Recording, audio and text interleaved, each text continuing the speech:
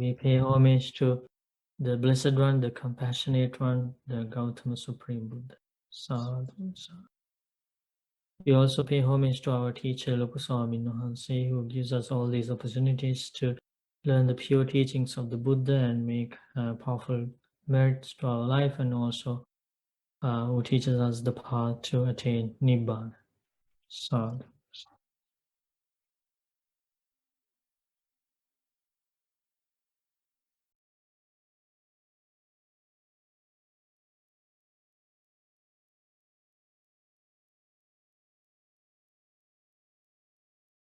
Do you remember the sutta name? Kuṇḍaliya Sutta, Bhante. Yeah, Kuṇḍaliya Sutta. So we talked a lot about the sense restraint, didn't we? Yes, today Harry Yeah, can we learn. learned a lot. And why did we learn a lot about sense restraint?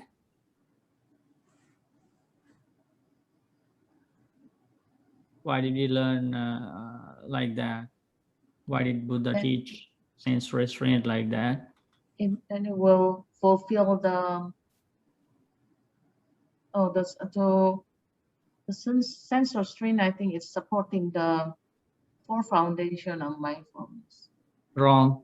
The three kinds of good conduct. Before that, yeah. 3 kinds of good conduct. Yeah, sense restraint leads to the fulfillment of the 3 kinds of good conduct. Remember? Right. Yes. Yes. Yes. Yeah. Wasn't it too, Bhante, the dependent origination? It Pardon follows me? dependent origination. Doesn't it follow dependent origination also? Which one? The You mean for the the sense senses? restraint? Sense restraint? Or sense restraint? Yes. Dependent origination is origination comes about in the first place as a result of the sense, the lack of sense restraint. The sense restraint leads to the cessation of the dependent origination, not for the formation. Did you get that? Yes, thank you, Bhante. Yes. Okay. Yeah, I was a little confused there. Yeah. So yeah, we have lack of sense restraint, and that is directly linked to the dependent origination. The origination means the origination of suffering. The lack of sense restraint directly supports for the arranging of samsara suffering. On the other hand, sense restraint leads to the cessation of dependent origination. That means sense restraint directly helps to stop suffering. And how it happens, here we are learning about that. How the sense restraint supports ending suffering, as Buddha teaches. Since we discussed about sense restraint in detail last time, I think we can move on to the next part of the sutta. 5 precepts. Let's see what are the details The 3 about kinds of good conduct. Yeah, can somebody read this paragraph?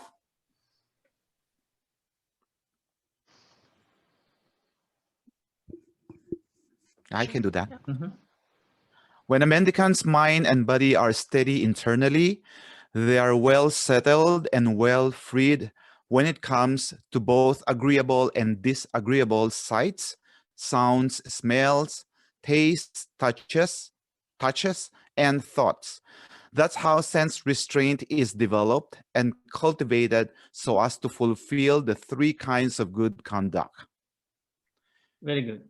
So now you understand that according to the Buddha's understanding, sense restraint, the restraining or guarding our senses, guarding our eyes, guarding ears, guarding nose, guarding tongue, guarding the body, guarding the mind, leads to a very good thing in our life.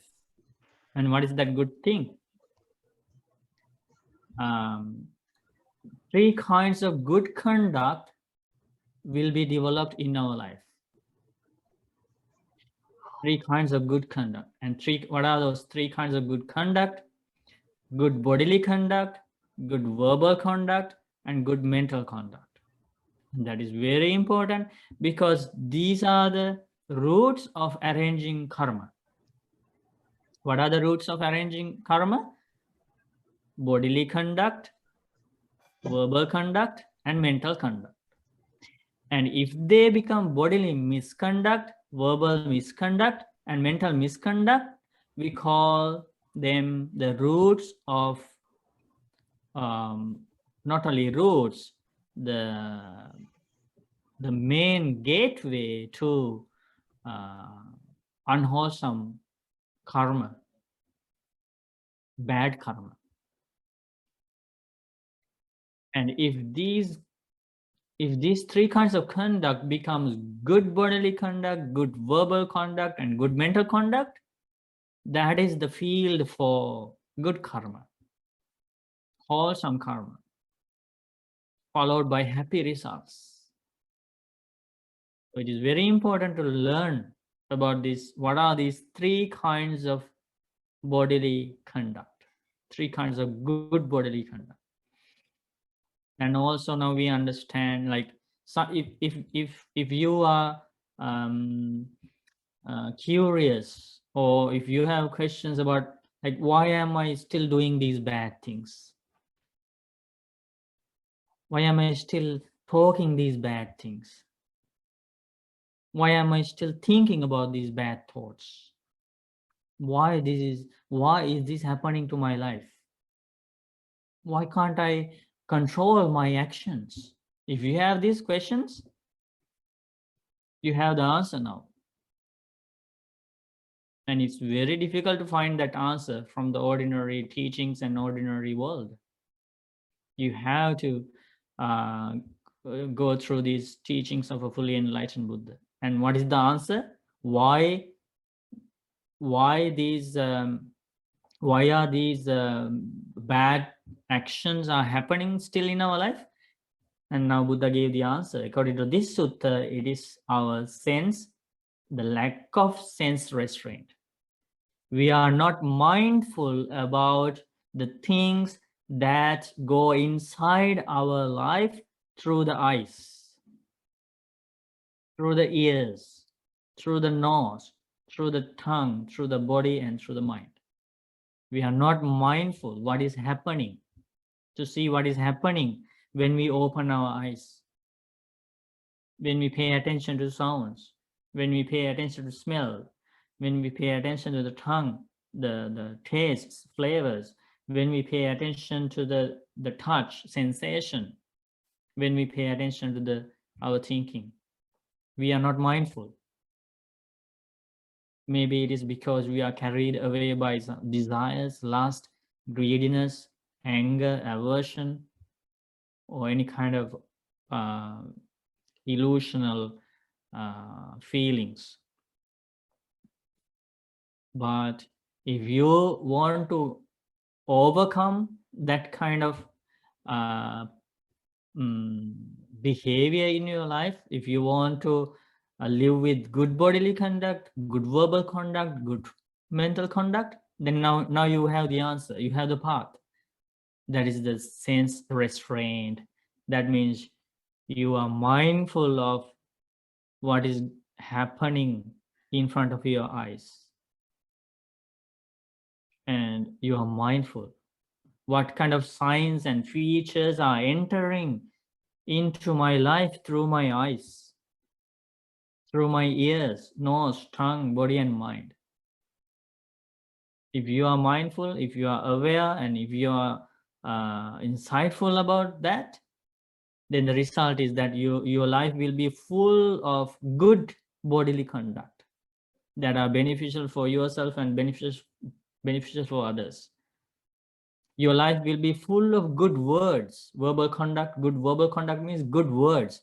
Your mouth will be full of kind words, compassionate words, peaceful words, friendly words, grateful words, thankful words. It's because of your sense restraint, according to the Buddha's understanding. And your mind will be full of beautiful thoughts thoughts of compassion, thoughts of generosity, thoughts of giving and sharing, thoughts of helping others, thoughts of volunteering, thoughts of respecting, honoring, thoughts of taking care of parents, thoughts of generosity, thoughts of kindness, thoughts of forgiveness, thoughts of patience. The mind will be full of those beautiful qualities. What is the reason? According to the Buddha's enlightenment, knowledge, it is the sense restraint, nothing else. It's not an external person gives you these beautiful qualities.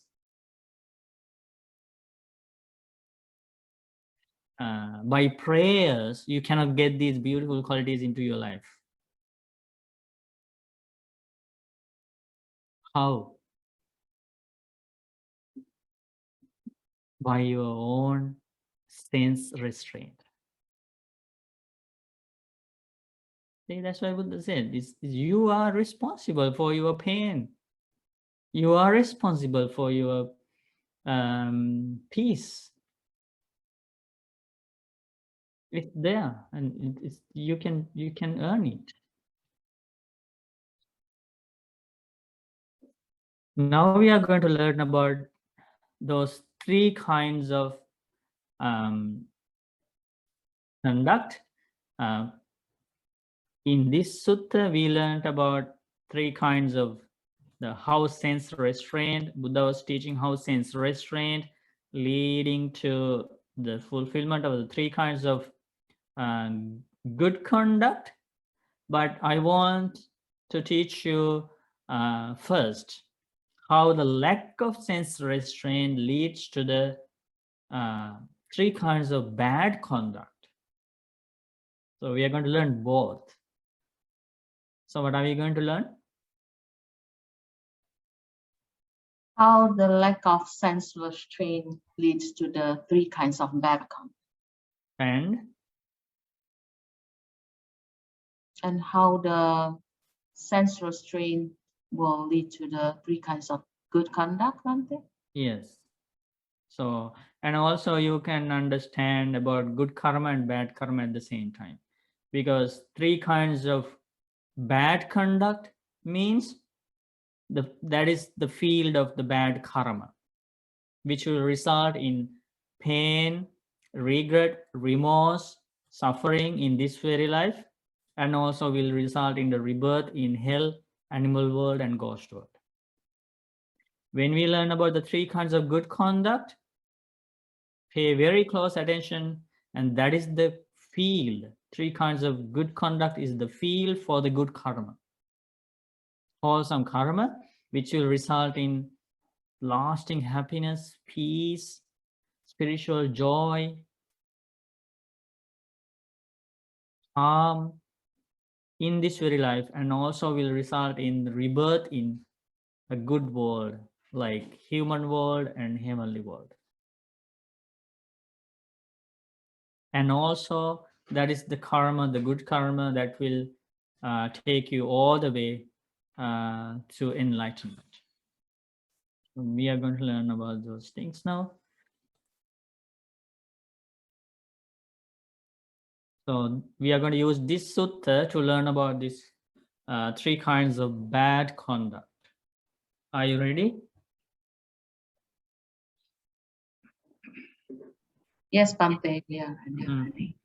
And also, when we go through these actions, especially the first, the bad actions, sometimes in some places you will get upset or sadness will come to your mind. Why?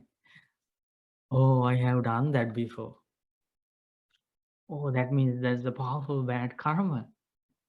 Oh, I am very unfortunate. I am very nice, very afraid now.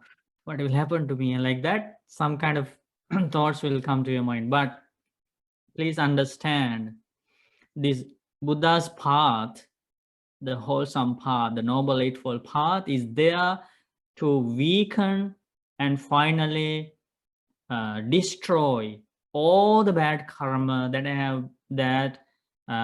which we have accumulated throughout this long journey of samsara, not only in this life. in this long journey of samsara, all of us have made bad karma. Maybe as Buddha explains, all of us have been in past lives thieves, robbers, rapers, serial killers, terrorists. We have been, even though now we complain about others, we have done the same thing in our past lives. We have killed so many people in past lives. That is the nature. That is the nature of this samsara. We have been terrorists in incalculable times. If you want to learn about, read the Anamatagga Samyutta about samsara in the Samyutta Nikaya, you will realize. We have raped others, women, in incalculable times in past lives.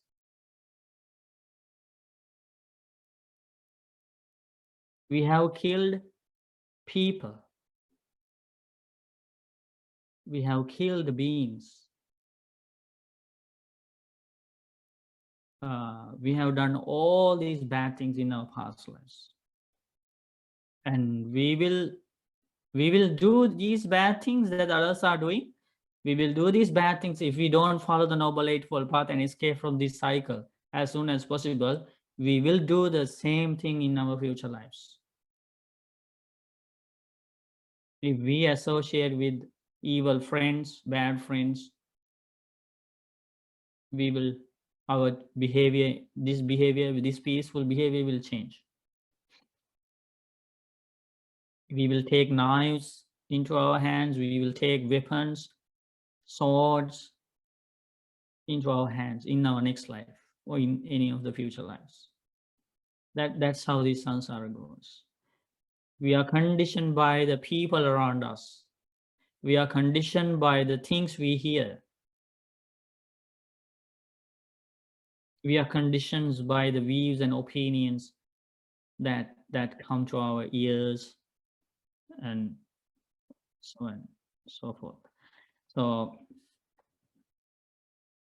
that's how our samsara is.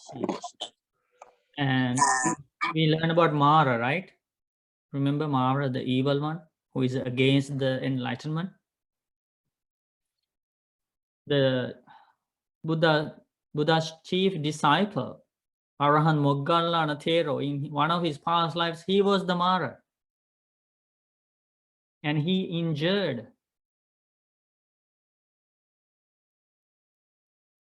one of the disciples of a previous Buddha. And he went to hell in that life, and he was Mara, and as soon as he committed that offense, grave offense, injuring a disciple of a Buddha, that Mara, he passed away from that state and took rebirth in hell, and he suffered there for a long time. And that happened in one of the past lives of Arahant, the Arahant, the Moggallana Thero, a liberated monk. Right? So don't think that we are clean, we are perfect, others are unclean, others are imperfect. Don't think like that.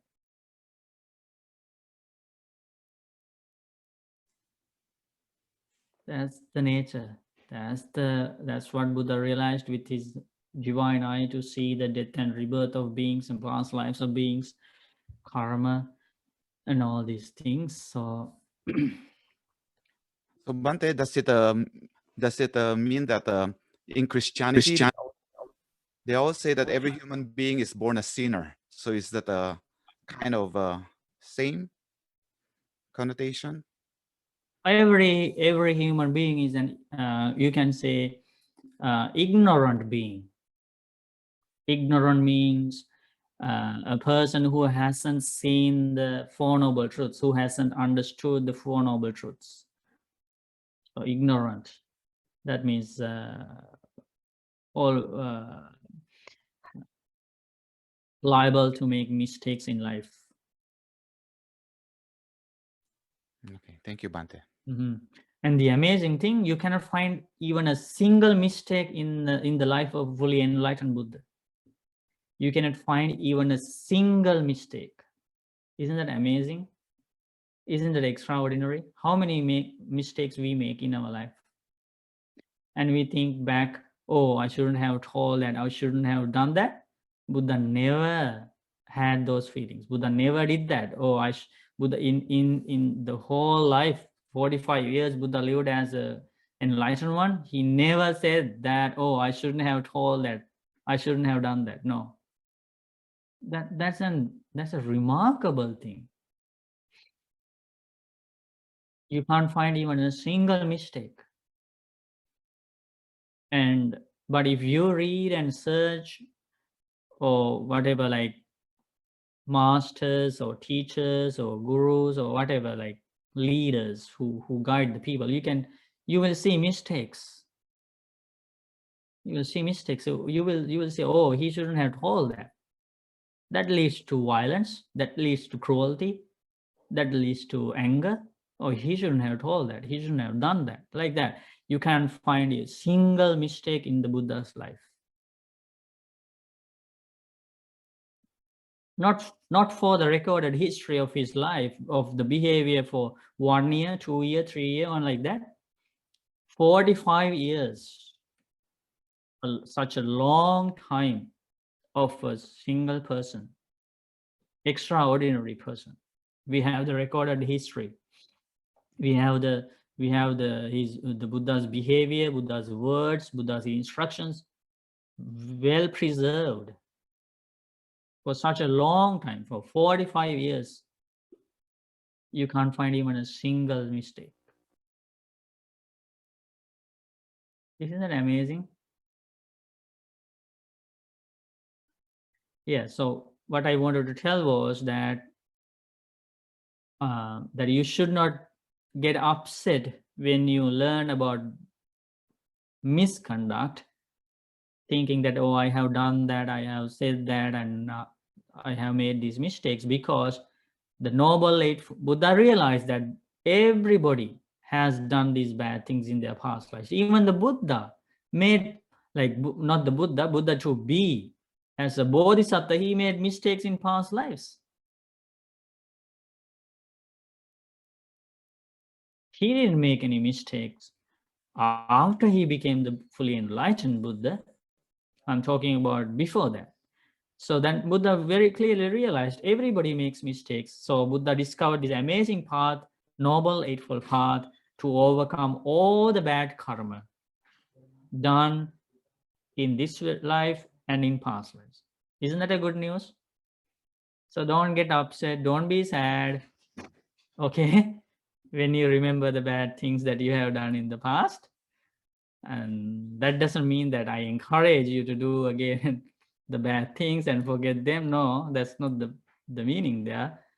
But the main point is that you shouldn't be regretful or remorseful about your previous actions, because there is a path to overcome those bad karma. Okay, so that's Yes. kind of what do you call it,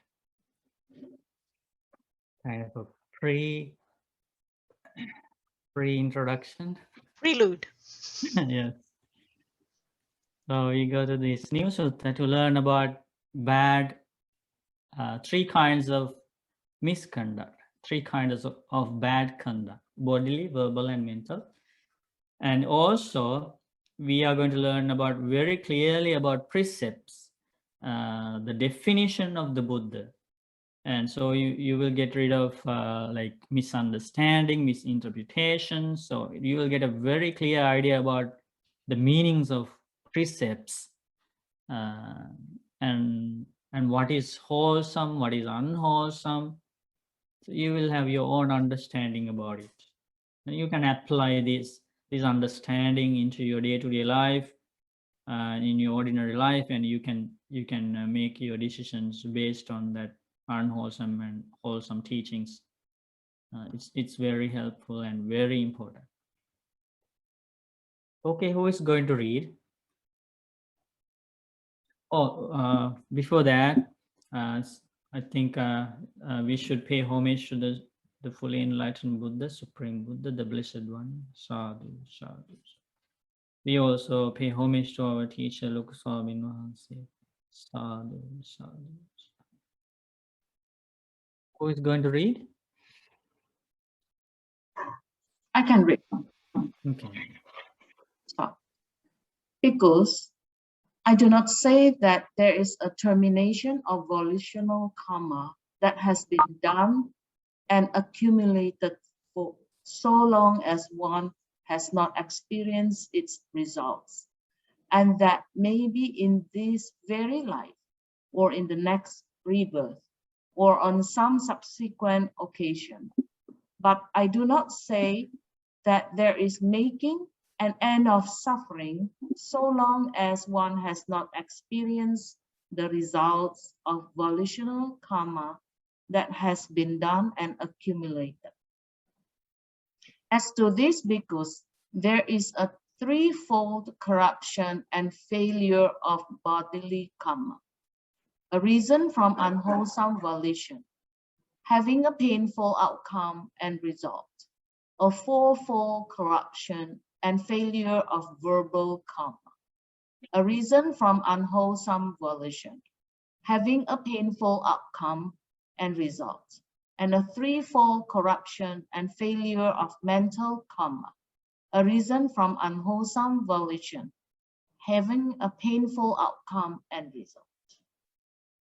And how, bhikkhus, is there a threefold corruption and failure of bodily karma, a reason from unwholesome volition, having a painful outcome and result? Here, someone destroys life. He is murderous, bloody-handed, given to blows and violence, merciless to living beings. Number 2, he takes what is not given. He steals the wealth and property of others in the village or forest. Number 3, he engages in sexual misconduct. He has sexual relations with women who are protected by their mother, father, mother and father, brother, sister, or relatives, who are protected by their dhamma, who have a husband, whose violation entails a penalty, or even with one who already engaged. It is in this way that there is a threefold corruption and failure of bodily karma, a reason from unwholesome volition, having a painful outcome and result. Sadhu, sadhu. Okay, now you can very clearly see the bodily misconduct, threefold bodily misconduct. Mainly these three actions are called bodily misconduct, which produces unwholesome karma and will result in suffering in this life and in future lives. So as Buddha explains, the first bodily misconduct is killing, right? And this is how Buddha explained the precept of killing. You can see very clearly the definition of killing. And it is nothing to do with eating meat. Okay, so you very clearly understand. Some people who hasn't read or studied or understood the definition of killing, they teach that eating meat is also including in killing, but that is not mentioned by the Buddha, and Buddha was not a vegetarian. People offered him various types of meat, and Buddha accepted, and Buddha realized with his enlightenment and amazing knowledge, awakening, that eating meat is not included in the killing precept. So this is the definition of killing. He destroys life. He is murderous, bloody-handed, given to blows and violence, merciless to living beings. This is the killing. Killing of humans and killing of animals. Even killing an insect, a mosquito, a teeny tiny creature, an embryo, destroying the embryo, all these things are included in the killing precept. Killing human beings and killing animals. And some people include cutting trees, destroying trees also as the killing, but that is not included. Killing or destroying a tree. By destroying a tree, you don't break the killing precept. So it's about killing humans and animals. And that's the first one. And the second bodily misconduct is stealing. Stealing the wealth and property of others in the village or forest. So that means in any place on earth, if you steal something that doesn't belong to you, so that's stealing. Bhante, Mhm. what would be if, say, the person stole but gives all the money to the sangha? Mhm. He doesn't keep any. He gives it all to the sangha and the monks, or something. He does something wholesome with what he steals. How would that? Yeah, it's a mix. play? It's a mixture of good and bad karma. Like the bad karma part, you understand, and that's the stealing part. Mhm. And also he donates. That's the good karma part. But Buddha teaches for a donation to become a donation powerful with powerful results, that the money earned, which he used for the donation, that wealth should be earned righteously. Otherwise, the good karma is going to be not as the same level as the donation made from the money or wealth earned righteously. There is a karma difference. Okay. And one more question. Yeah, one more question. If the sangha knows it was not the money was not gotten by the person by righteous ways, can they still accept it? It's nothing to do with the sangha. Even robbers, even other bad people, evil people, they donated things to the sangha, and you never know whether that person. How do you know that some of the money he earned righteously, some of his money he earned unrighteously? How the sangha knows that which part he used for the donation? So it's nothing to do with the sanghas. It's just whoever offers a gift to the sangha has compassion for that giver, and sangha blesses the giver. That's it. Oh, thank you, Bhante. Okay. From the giver's side, if the giver, there are the other suttas, very beautiful suttas about giving and receiving. So we can learn very clearly, if the giver's party is not righteous, it's not virtuous, and the karma, the good karma of that giver is weakened because of his immoral life, and that is relevant to his karma. It's nothing to do with the sangha. If sangha accepts something, and when the monks accept something, and the monks are not virtuous, monks have evil qualities, but the giver has good qualities, and that also affects the karma of that is produced by that gift, but that is coming from the monk's side when monks are unvirtuous. That's how it works. Okay. And you can read more about this in the Dakkhina Vibhanga Sutta. The explanation, what is called analysis of giving. in the Majjhima Nikaya, middle length discourses of the Buddha, Dakkhina Vibhanga Sutta, you can learn a very elaborated description about givers and receivers and how they are immoral behavior and moral behavior produce different levels of karma. Okay. Good. Ante, may I ask you the first one, the killing one? Mhm. What Mhm. if we accidentally kill or perhaps intentionally, if we are attacked or by an animal? If you are not deliberate, you don't make the karma. But what, yes, but what if we are attacked by let's say an animal and we have to protect ourselves? No, that's not how it works. If you have the intention of killing, that you make karma. That's counted as killing.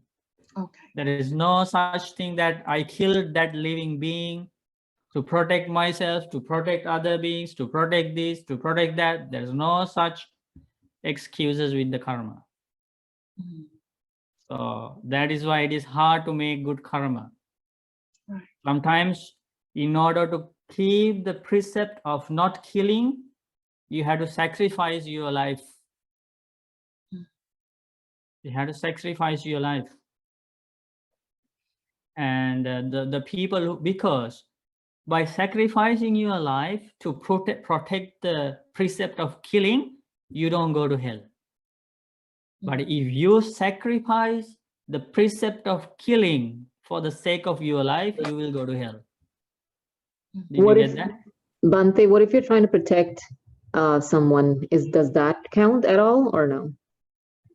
You can do so many good things to protect others. Mhm. Okay, but Mhm. if you have it's two different things on different occasions, like mixture of karma. You kill somebody is bad karma.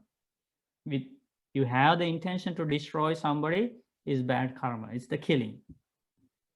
Okay. Thank you, And if Bhante. you have the intention to protect somebody,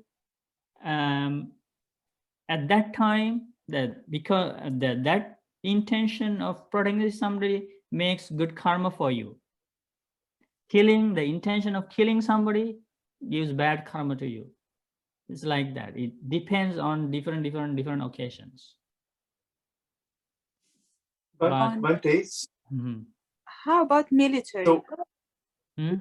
How about military? Army? Not only about military, it's about anything. It's about anything. Depends on your intention.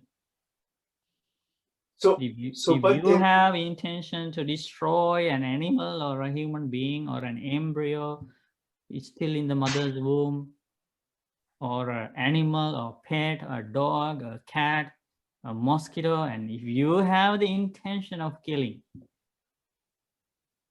you cannot justify by any reason taking someone's life. Can you justify if somebody is going to take your life? Will you have any permission? Will you give any permission to anybody? I am going to, and somebody comes to us and say, okay, I'm going to kill you. And that's going to help many people. Right? Will you give permission? No. Buddha teaches even a teeny tiny insect, even a mosquito, even an ant likes their own life. No one but Bhante, in this world wants others to take their life. but Bhante, but what about at the end of life when we ask or to not be put on machines to try to extend our life, to just let us pass?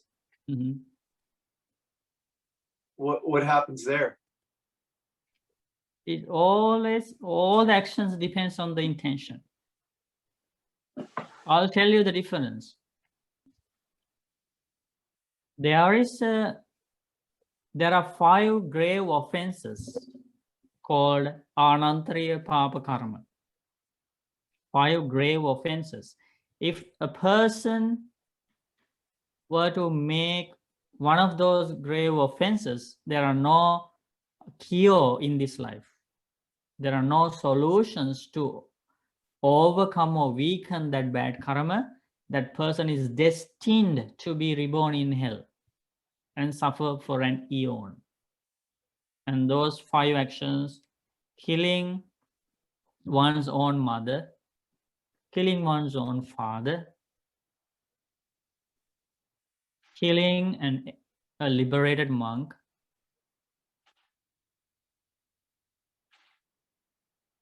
injuring the Buddha, with a hateful mind, and dividing the unity of the Sangha. So if we go to the 4th one, injuring the Buddha with a hateful mind. So Devadatta, the cousin of the Buddha, and he committed this grave offense. He injured the Buddha. By the way, no one can kill the Buddha. And that's a powerful, extraordinary quality of the life of the Buddha. When monks were afraid and monks wanted to protect the life of the Buddha, when the cousin Devadatta was attacking the Buddha and trying to kill the Buddha, and the monk said, Buddha said to the monks, don't worry. Don't try to protect my life. You go to your meditation huts and you continue your meditation. It is a natural law that no one can take the Buddha's life.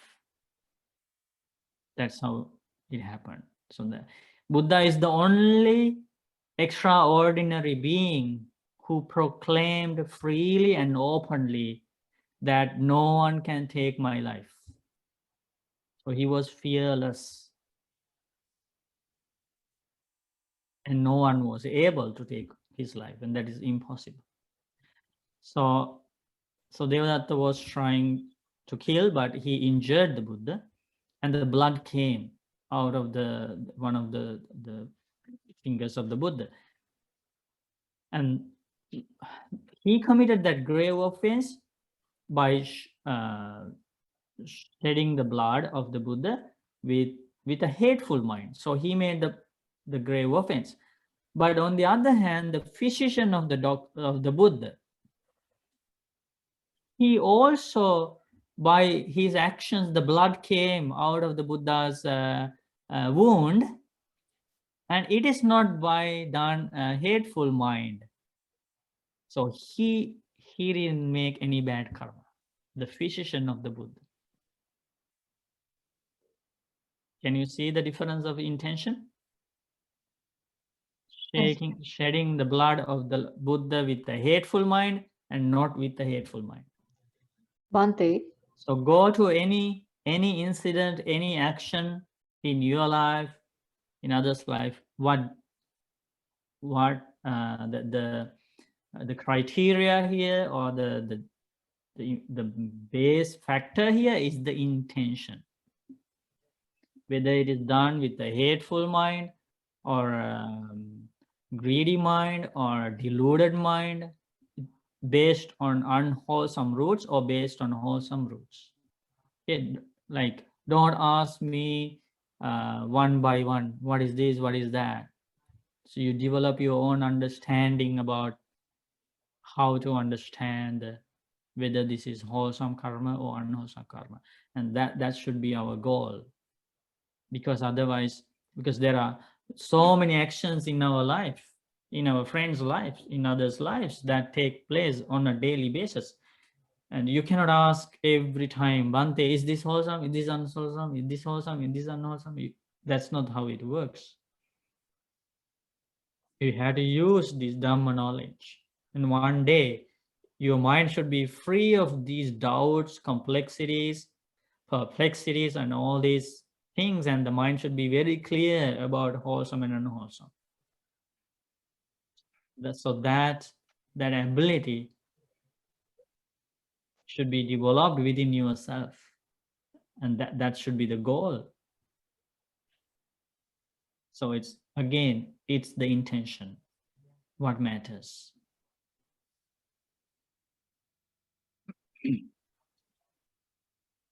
Okay. So we discussed about the second one, about stealing. So we talked about killing. Any questions about stealing?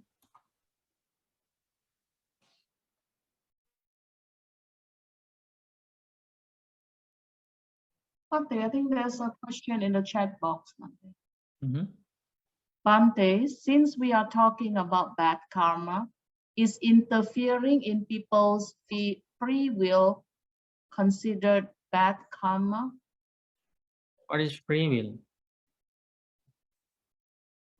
Friend Martha, would you like to Yes, explain?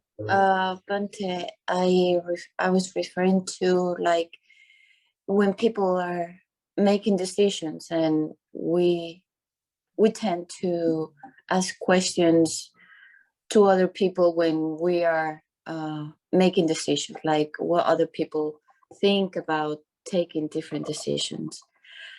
Is it considered bad karma if just the action of telling other people what to do or what to think, kind of like interfering in people's Yeah. So if you guide somebody in an unwholesome direction and you deliberately do that, understanding that this is an unwholesome thing that he is going to do after listening to my words, yes, you are making bad karma. And also, if you know that, okay, I'm going to instruct him in such a way that he would make very wholesome results, he will follow good qualities, and this is based on wholesome roots, and you have that understanding before helping, and with that mentality you help, you tell something and you make good karma. Yeah, because we all tend to act like that, to you are not sure about which decision to take, but to find people giving the right advice is difficult. So, but anyway, I just want to ask if basically giving right advice, you make good karma. Giving bad advice, you make bad karma. For example, somebody is very angry and mad at somebody, okay, and he comes to you and you say, yes, he's very unfair, he did this very unfair thing to you and you should take revenge, you should not forgive him. That's your advice. You make bad karma. Because your advice leads to bad karma. So because of your advice, he will get more mad at that person and he would plan to take revenge. Why? Because he goes to a different person and he says, this is the samsara, this is the cycle of death and birth, everybody makes mistakes, so please forgive him or her. That's non-violence. Patience is the key to solving problems, and it's not taking revenge or fighting or whatever. So just forgive. And your words, he takes your words and he respects your words. He came to you because he has some trust in you. So now he takes your words seriously. So then whenever the anger comes to his mind, he remembers you. And he thinks, oh, my friend advised me, no, I shouldn't get angry and I should forgive that person. And he told me that forgiveness is a very rare quality in this world. So, okay, I will try. Even though it is very hard, I will try. See how wholesome qualities are increased in that person? Yeah, but and you supported that. For example, Bante, like let's say a person is deciding to get divorced, and there's always two sides of the story, between these two persons, and your friend is telling you should I divorce? Should I not? She did this or he did that, and you're kind of stuck in the middle. And this you, is like, you cannot ask me. what no, kind but of I'm saying advice like just giving advice to that person in like terms. yeah, like whatever, like whoever person you tells that don't get angry, forgive, be patient, okay, whoever person receives it, it leads to peace, calm, and the development of wholesome qualities, Mhm. right? We can do that, and no one is against that. Right. So that's a general kind of advice you can give to anybody. Mhm. But when it goes to individual matters and you know, personal things or whatever, that you have to make decisions based on the insight you gain from the teachings of the Buddha. We cannot go by incident, Beyond. right? So it's Mhm. yeah, but it should be like even two people are fighting, husband and wife, you should avoid telling one party that yes, you should take revenge. You should do something like you should, you know, you should do something bad to that person. No, you are not supposed to do that as a disciple of the Buddha. Mhm. Even though you see very clearly that one party is unfair, you cannot advise somebody to take revenge, to fight, to get mad, because in the same situation, somebody will find solutions in a wholesome way, which people have done. There are so many different types of solutions for a single problem. And in those so many types of solutions, some solutions are based on wholesome roots, some solutions are based on unwholesome roots. Mhm. And but if your mind keeps telling you that this is the only solution for this problem, and it is based on an unwholesome root, it's because your thinking pattern is limited and narrow. If you really make an effort to find different solutions, you will realize eventually, oh, there are different solutions. I thought there is only one solution, but it was based on unwholesome roots. But there are these other solutions as well. I didn't know that before. And they are based on wholesome roots. It's like that. So it's a kind of a continuous research about solutions. Which Yeah. solutions based on wholesome roots? I understand. Think about it. Okay. Yeah. For now, just we need to understand that there is not only one solution for a problem. There are different solutions. Mhm. But we have to pick the one that's wholesome. Otherwise, we are going to make bad karma. Mm. Gita. Yes, Bante, I have a question from the previous section. Mhm. And it has to do with the 5 sense restraints. You know, when our eye meets the object or some kind of a form, then Mhm. our eye consciousness goes and meets it, and then our feelings arise. When that arises, there's 2 different types. One is a neutral feeling with delusion attached to it, and then the other is a neutral feeling with equanimity accompanied by wisdom. Mhm. Can you speak a little bit on the one with like delusion, the equanimity on wisdom? Like I want to clear that. It's like you know, because every day we come across situations and we restrain our sense faculties. And then if you apply a neutral feeling, you don't want to apply a neutral feeling filled with delusion. You want to No, apply a neutral feeling with you wisdom, cannot right? there's no way that you cannot avoid a neutral feeling. We cannot avoid feelings. We can understand feelings. Okay, so then watch them arise, Yes. sustain for a while, and pass. And disappear and That's pass it. away. And just see the impermanence Yes. of all things arising. And when that wisdom is developed, Right. a knowledge arises, and that knowledge is called equanimity. Okay, so wisdom accompanied with equanimity. Yes. Okay. That's how it happens. You cannot avoid feelings. Okay. Okay. Thank you, Bhante. Yeah. Mhm. Thank you. So no questions about stealing. Then we go to the third one, sexual misconduct. So I think you understood the meaning.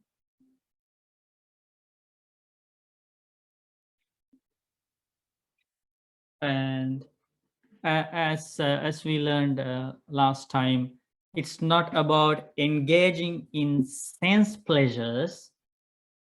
Some people misinterpreted that watching beautiful things, watching movies, eating meat, eating delicious food, by doing these things, you make the third precept, and that's a wrong interpretation. It's not engaging in sense pleasures. You will read that in some books. That's how it's translated. But the correct translation is this: he engages in sexual misconduct.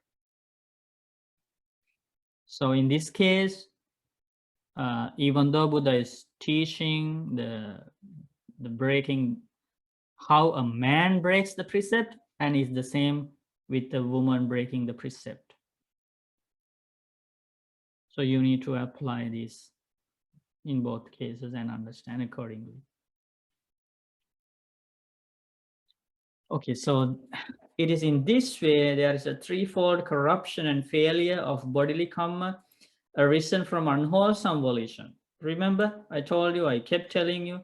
So arisen from unwholesome volition, that is chetana, akusala chetana.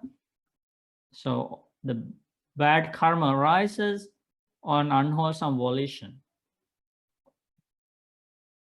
and having a painful outcome and result. So those are the three kinds of bodily misconduct.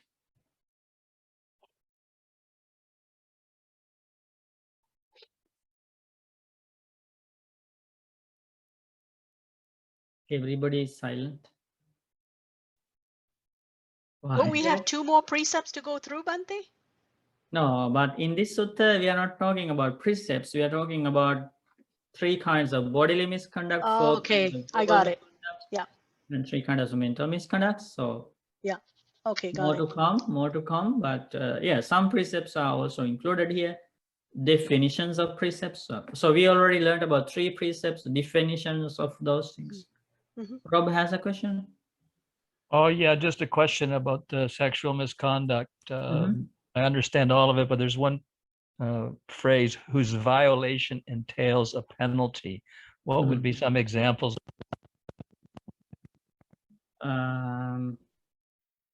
I don't know how to explain. Maybe you know better than me. Why do you Like say that? maybe It could be the maybe local. like you know, the police punish or send them to jail or court, like that's called penalty, right? Kind of a penalty. I see. If society as a whole agrees that it's Yeah, misconduct. like it is a misconduct or it is illegal or whatever, right? I see. Okay, social yeah, Social agreement. agreement and definitions of behavior. Right. Okay. It could be different in different societies. Yes. So And I think in the sutta, there are examples of sexual misconduct violations, right? And then they said that the penalty was castration, right? There was a sutta like that saying that when he was when he was reborn, and he was reborn into let's say into another human being in a human world, and then however he was penalized with castration because of his previous life. He was a womanizer. Or when he was reborn, then he reborn into an animal with 2 sexual organs. I think I read something. There is a sutta like that. Yeah, you are talking about this. Arahan Isidasi. You're talking about this. Oh yes, Isidasi. Yeah. So I encourage all of you to watch that and learn the gravity of the sexual misconduct offense and how painful the results are going to be. And I encourage you to watch this movie. This is a true story of an Arahant nun, enlightened nun, and I encourage you to share this with your friends and with everybody, with the whole world.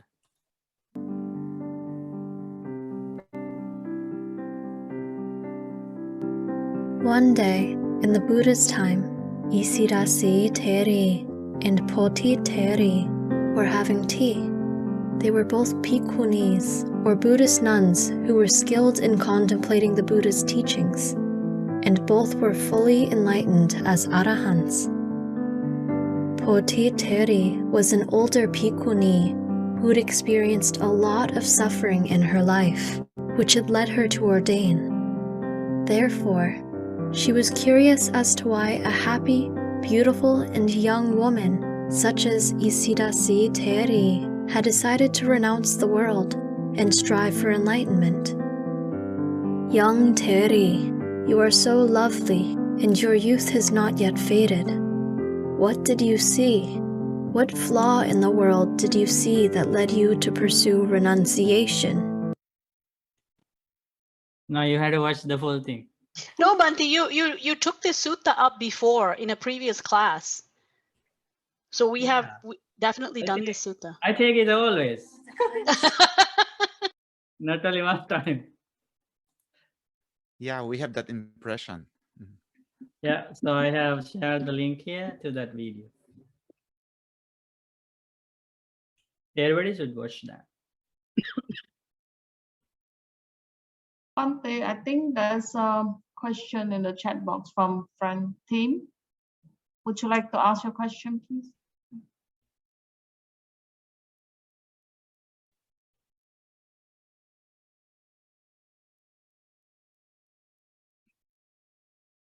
Question is, what does protected by mother mean? Yeah, like I think how my teacher Luxons explains that is, yeah, you know, some girls, they are not married and they live under the protection of the mother. And a man has sexual relationship with such a girl, and that's committed sexual misconduct, breaking the 3rd precept.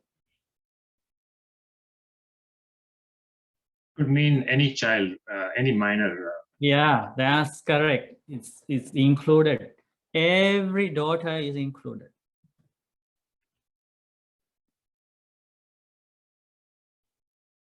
Kyla? Yeah, I'm just trying to think of how to phrase this properly. I'm still confused about the concept of sexual misconduct. Like, is it only things that are illegal, or is it also premarital sex, or having sex when you're not of consented age? Yes. So okay, same thing like I answered it before for the previous question. Because we don't know all the information about a certain incident or an individual case, it's not fair or it's not correct to give a general answer. So it depends on each case, each individual, and so many other factors. So now you have the basic definition of an enlightened one about the sexual misconduct precept. You have the basic definition. So what we should do is we should get that idea correct, and we need to apply that to any of those incidents or situations. Since this is the base, this is the clear definition for breaking, how somebody would break that precept, it won't be hard to understand whether this action leads to the breaking of that precept or not. So you take that basic definition and go to that incident or situation that you want to see whether this includes in that precept. That's how I would describe it. Thank you, Bhante, Bhante. Bhante, in particular, marital status is not mentioned in that list. So if it is What does two it mean? adults and they're consenting, then it is not sexual misconduct, it would seem. Even though there may be other issues with it, but Mhm.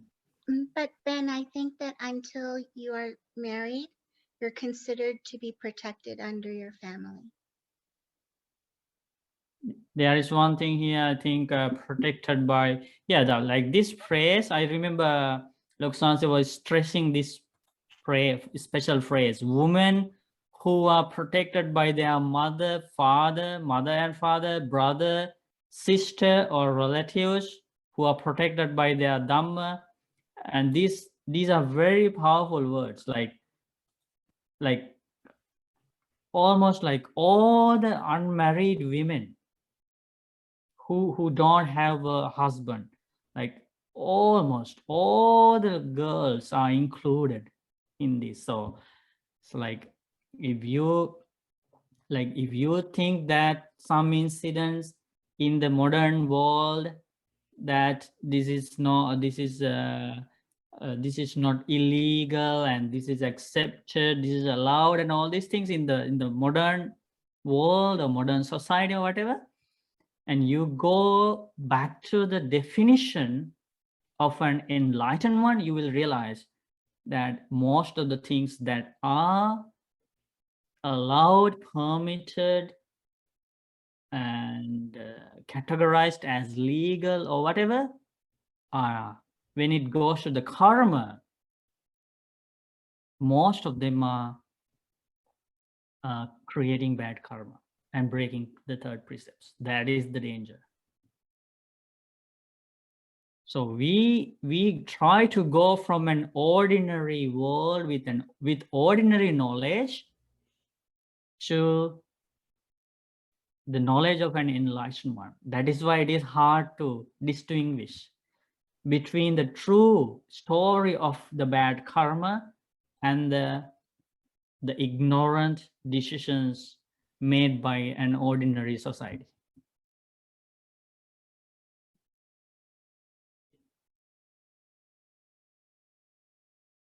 So it's not a beautiful, it's not that beautiful world that's around us. It's not such a beautiful world. It's more fearful, dangerous, and sad world around us in the world. No matter how this modern society labels them, but when it goes to the true story of good and bad karma, it may be a totally different story. So that's why I encourage you to learn more about the teachings of the Enlightened One.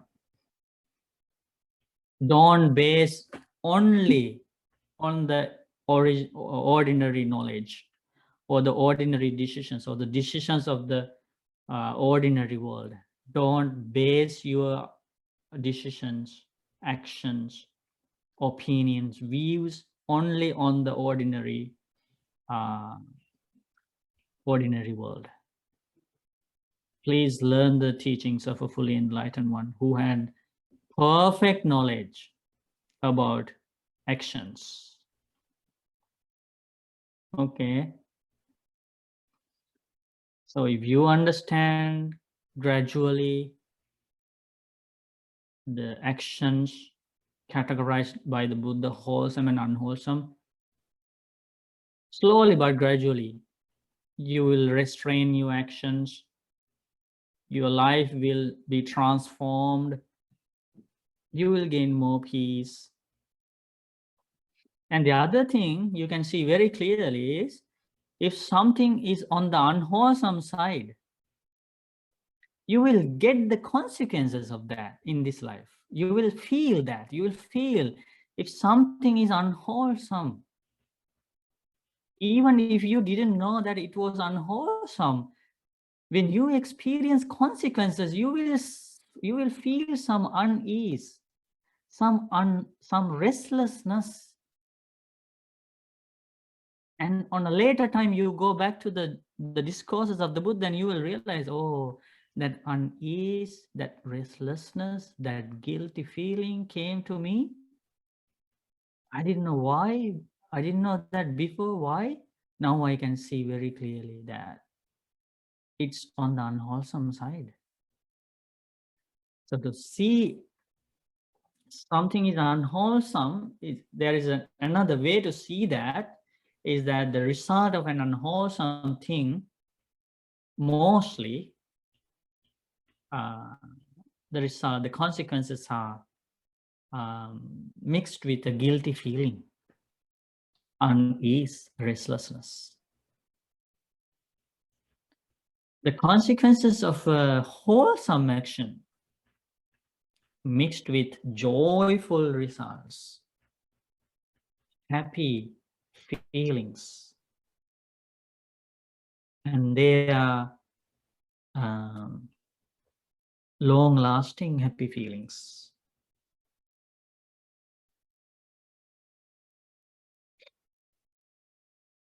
Okay, so we learned about a lot today, didn't we? Yes. Sadhu, sadhu, sadhu. So you are becoming smarter and smarter and day by day. Yes, Bante. Like I feel like that. I feel like that. Don't you feel like that? With the teachings of the Buddha, you are becoming smarter and smarter day by day. Don't you feel that? Wiser, Bante, wiser. We're learning. Yeah, wiser and wiser. Because the Develop things wisdom. like you learn things that you never explored before. Now you are exploring more things in the society, in the world, in your life, don't we? Bante, the best part is when you learn it and you apply it and experience it. It's the unshakable faith you gain from that teaching. So it's amazing. Yeah, that are the factors of the path: learning, Yep. Mm-hmm. memorizing, Mm-hmm. you know, applying them, seeing the results. Yeah, that's Experiencing, yeah. yeah, experiencing. Amazing. And they are on the path. As I said, like you committed something unwholesome and you experience the consequences in a very painful way. So you understand, oh, this is because the action was unwholesome. Yes, Bante. I mean, actually, so many things in this world, so many events are in the gray area. So I mean to say, even in the ordinary world, legal world, they couldn't identify whether this is legal or So not. before you continue, I want to add something. In the wholesome and unwholesome teachings of the Buddha, there is no gray area. Okay.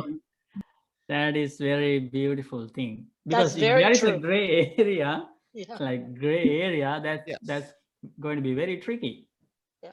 It is But in our ordinary world. But there is wholesome karma, unwholesome karma. Either this or that.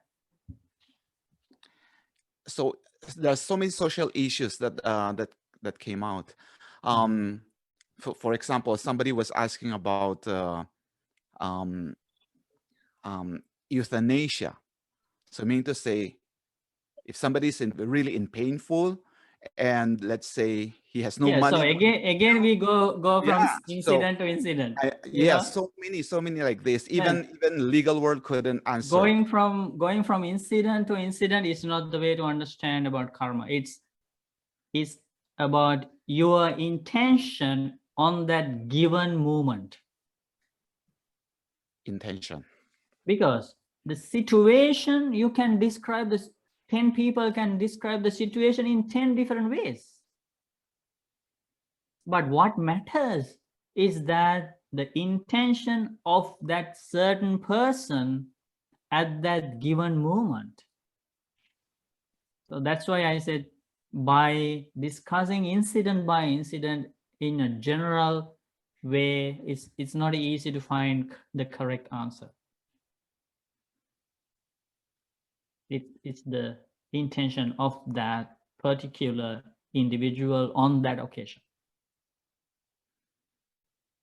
Got a question, Bhante, about I guess about punishment. If you do something that generates bad karma, and you get punished, I guess, by an external force, external person, does that change your karma that you generated in some way? Or you mean because you like kind of a repaying? Because you paid a price, we'll say you paid a price for your actions.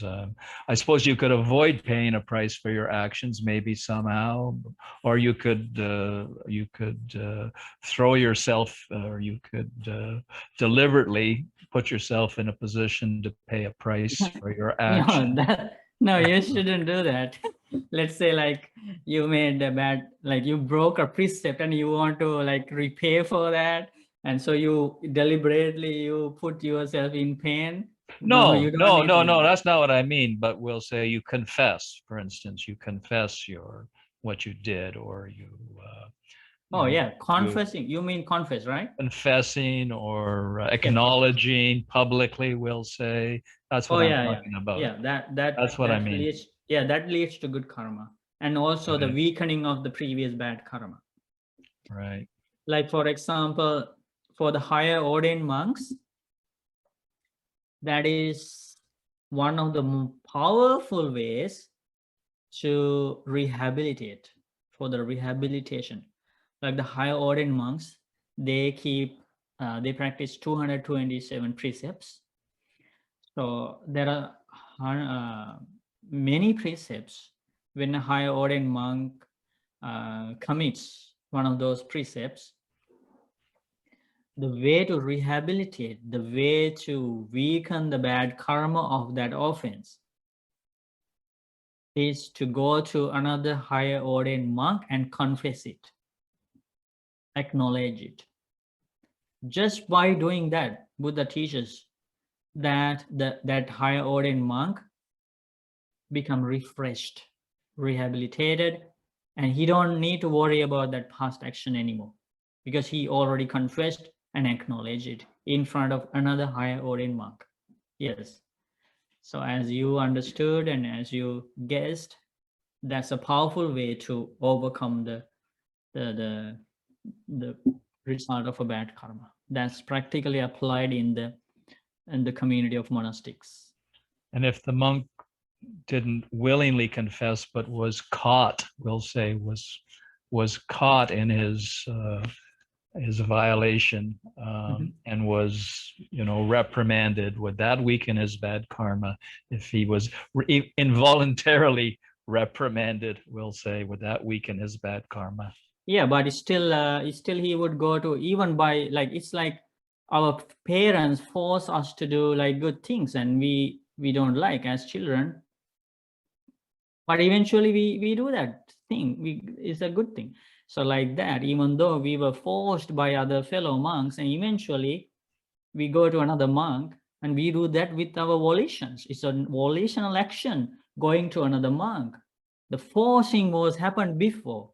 Now we walk towards another monk. That happens through volitions. So he makes his own volition to go to another monk to confess, because somebody asked him to do that.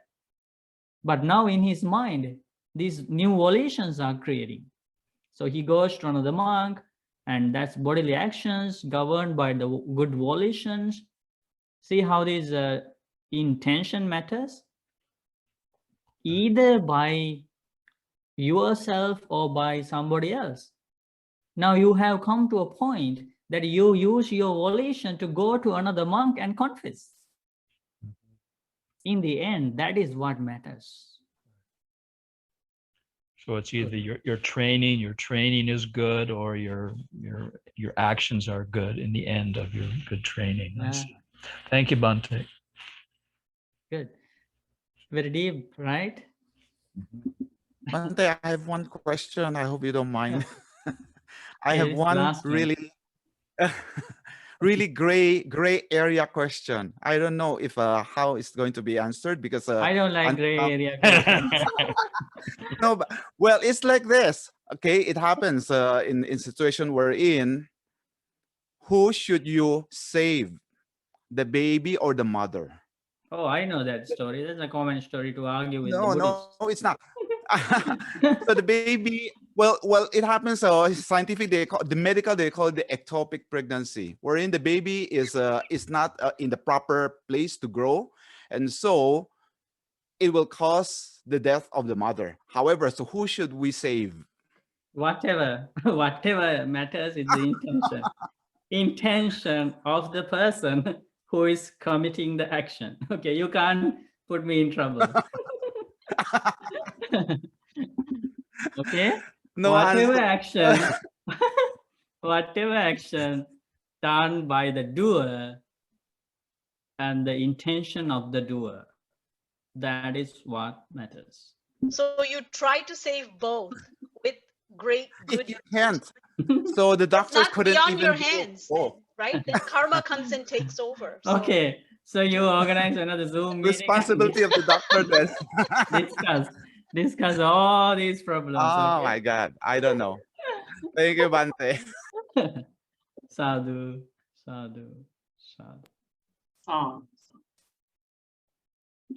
But I want to highlight, if you understand the karma properly and you get a thorough knowledge, eventually, slowly, but eventually, you will have a very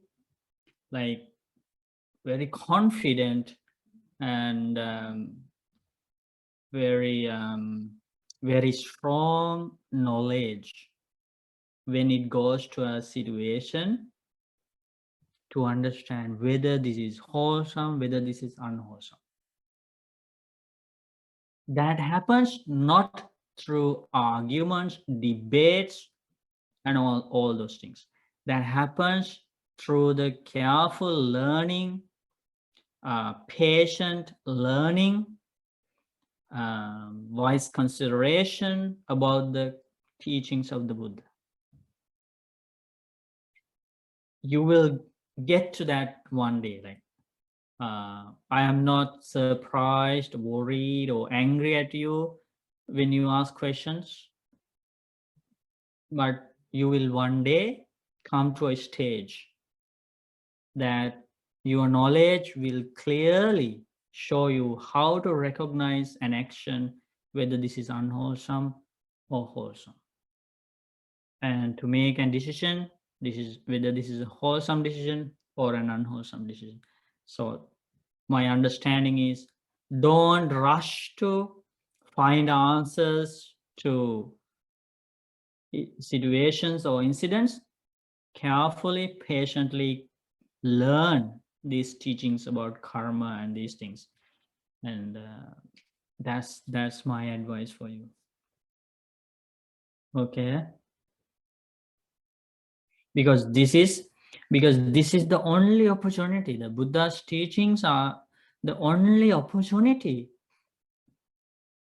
to do that, to understand an action, whether this is wholesome and unwholesome. You can't find these answers, this knowledge outside. The knowledge the Buddha has given to you to recognize an action, that we should be so grateful for that. in the outside world, the majority doesn't know that killing a human being never takes you to heaven. The majority in the outside world doesn't know that. They think killing an enemy, killing somebody against your side is the path to go to heaven. That's the common categorizing. It is the Buddha who teaches us killing a human, an animal, an ant, a mosquito, an embryo is the path to hell. No matter whether that person, the being is in your side, in your party, in your side, doesn't matter. Like how much knowledge does the Buddha give to us about understanding the karma? Otherwise, we also will keep saying, like, you know, kill your opponents, kill your enemies, kill the people who are against you. This is the path to heaven. You can go to heaven. You can enjoy there. We will represent the same. This is only one example, and it's the same with other things, other misunderstandings in the society. So be grateful about the knowledge that Buddha has given to us to learn clearly about killing, stealing, sexual misconduct, lying, drinking alcohol, taking drugs. Be grateful. That's a very rare knowledge. Do you understand? Yes, Bhante. Yeah, and patiently learn. Patiently learn. You will learn one by one, and this you don't get this knowledge from any other book or any other thing. So be happy about it. That you get a vast knowledge about karma. So you already have learned like very little about karma from the teachings of the Buddha. So keep learning. Keep learning. And you will have a beautiful life, amazing life. Eventually you will clearly realize, nobody wants to tell you. You will realize by yourself, okay, I shouldn't do this. This is bad karma. I should do this. This is good karma. You will realize by yourself. Your life will come to that stage. So patience is the key, okay? Sadhu, sadhu, sadhu.